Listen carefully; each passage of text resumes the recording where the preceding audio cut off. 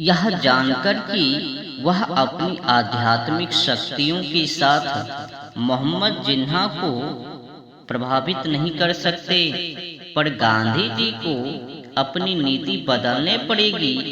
यह हार अस्वीकार करे और अपने से अलग राजनीति विचार रखने वालों को मुस्लिम लीग से निपटने और विभाजन रोकने के लिए मनाने का मौका दे। गांधी जी ने ऐसा नहीं किया।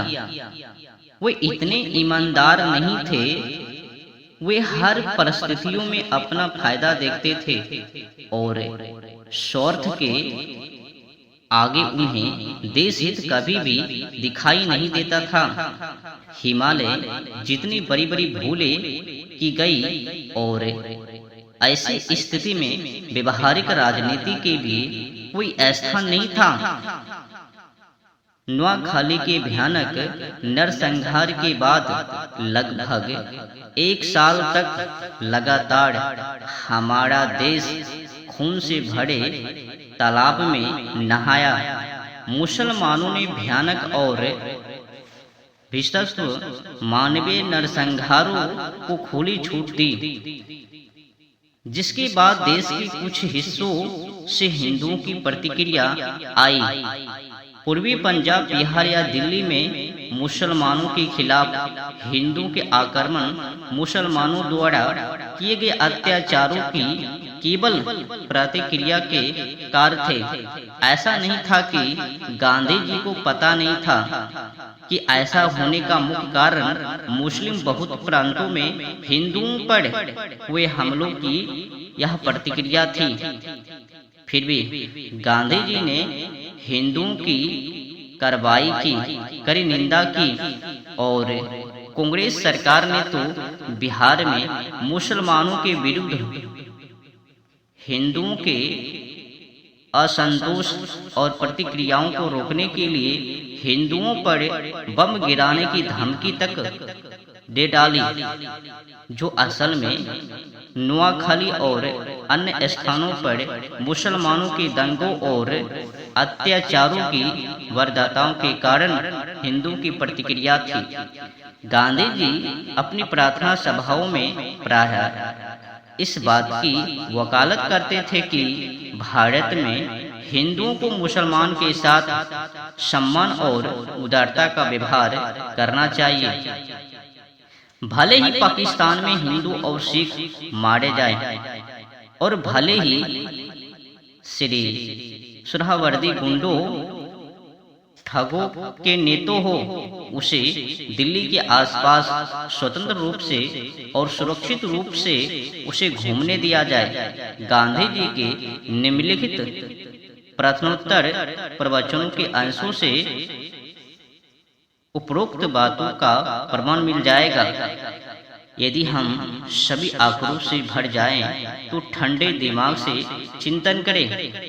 हिंदुओं को मुसलमानों के प्रति अपने हृदय में क्रोध नहीं रखना चाहिए, भले ही वे उन्हें नष्ट करना चाहे। यदि हिंदुओं को मारकर मुसलमान अपना शासन स्थापित कर भी ले, तो भी हम अपने प्राणों की आहुति देकर एक नई दुनिया की शुरुआत कर रहे होंगे।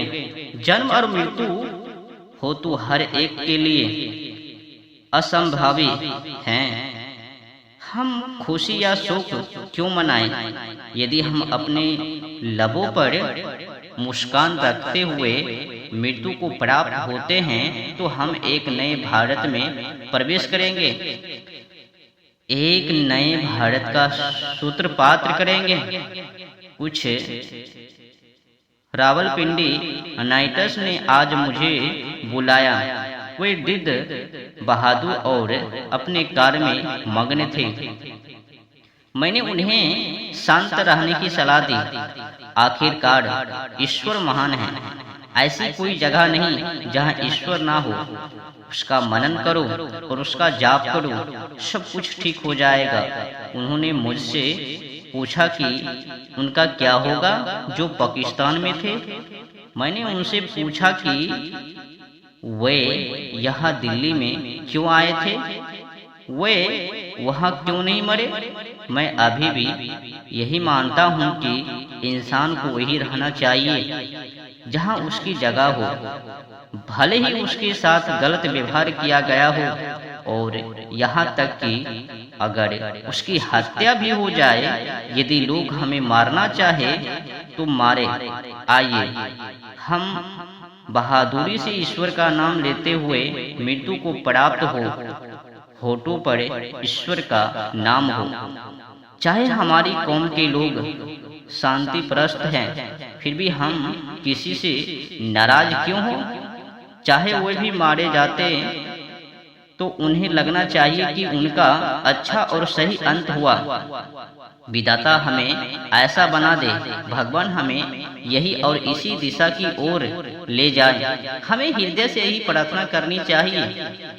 इसीलिए मैंने उन्हें वही सलाह दी जो मैंने रावलपिंडी के निवासियों को दी कि वे अधिकारी वहां जाए और सिख तथा हिंदू शरणार्थियों से मिलकर निर्भयता से बताएं कि उन्हें पुलिस या सेना की सहायता से वापस पाकिस्तान चले जाना चाहिए।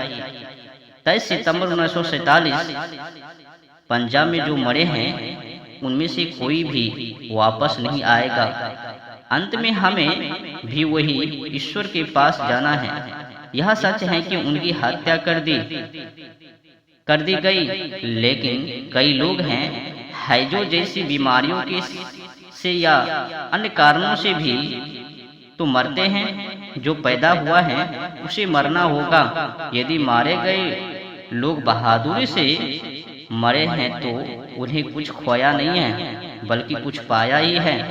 लेकिन उन लोगों का क्या किया जाए जिन्होंने लोगों को मारा है?